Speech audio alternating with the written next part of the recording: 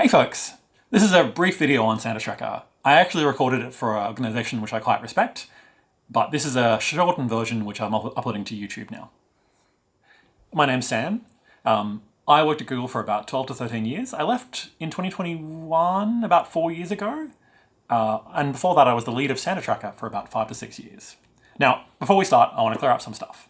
I wasn't the creator or the originator of Santa Tracker. The origin is actually in, I think it's a Google Earth desktop plugin. And so this is, eons ago before we realized that obviously Santa should be on the web, which is a great place for it. I worked on it for about 3 months every year. I inherited the code base and oversaw it for that time, doing a couple of major upgrades. Have a look at what they looked like here. To be clear, I can't draw. We outsource a lot of the art to designers, but I'm heavily interested in the UX of how the site was used. I don't work at Google anymore. This is not an official video. Google hasn't really done much with Santa Tracker in the last 4 years. This isn't a complaint or a comment, but most of the code is still, stuff that I worked on. And in fact, it's all open source, so you can actually go check it out and have a look at it. Even the assets and the art are all CC licensed, so you can use it wherever you like.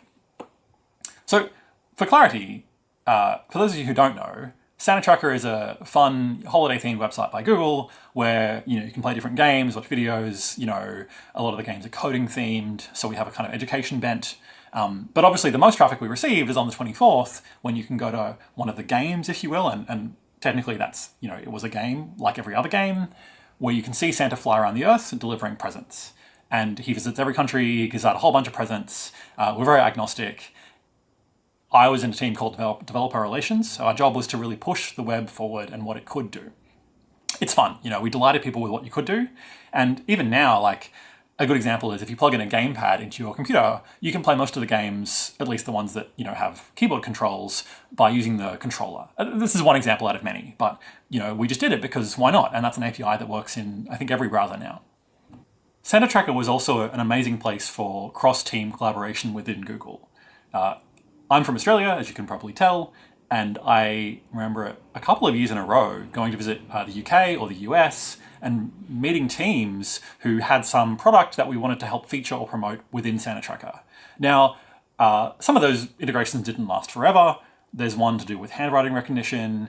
I think the tracker itself has a kind of local guides integration where we kind of promoted photos taken by Google Maps' upload your photos, get points system. I'm part of that too. One of my photos is in there, which I was quite happy with. And that was a hugely great and fun thing to do. You'd show up to these teams and say, hey, I'm from Christmas. Would you like to work on something together? And we got a lot of good reception out of that. So that was really fun. So what is Santa Tracker from a technical point of view? Fundamentally, it's a shell of a site containing a number of mini apps or mini games, including the tracker itself where you see Santa fly around the Earth. Now, a lot of these games and scenes, they're ancient. The code base, the code's even older than 10 years. It's 15 years old. And so we found that a lot of this code, which was written by vendors and 20% contributors, had problems. And that's fine. By putting them in different cross-domain iframes, we could silo those games. They could add handlers to the document, to body. And when we were done with that game, we'd just kill it. We'd blow it up. And this is a hugely beneficial thing for us, integrating a bunch of disparate code that works well together.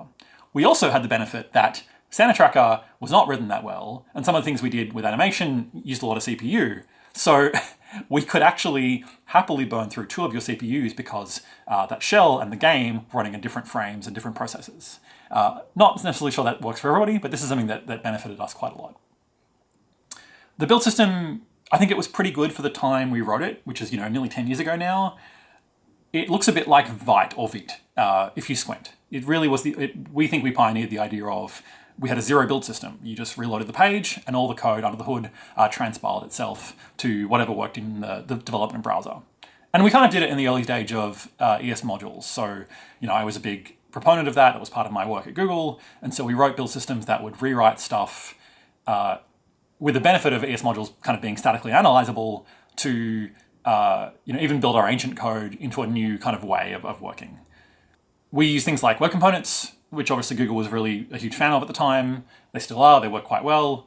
They're a great way of encapsulating code. And some of the components you see in the shell of the site are really neatly defined components. Like this card here is easy to use in a bunch of ways, and we serve them in both the navigation area and the kind of main scroll featured area of the site, whatever you want to call that. This doesn't really solve accessibility, but we like to think that this card itself, we added attributes like ARIA attributes to say this is a button, right? So people knew what it was, hopefully from a screen reader point of view. I will say the site wasn't amazing at accessibility because, it has such a long and complicated history of different code bases and monkey patching stuff together to make it work. So Santa has huge uptake, as you might imagine. I won't say the numbers, that probably is a bit more confidential, but it's a relatively boring static site.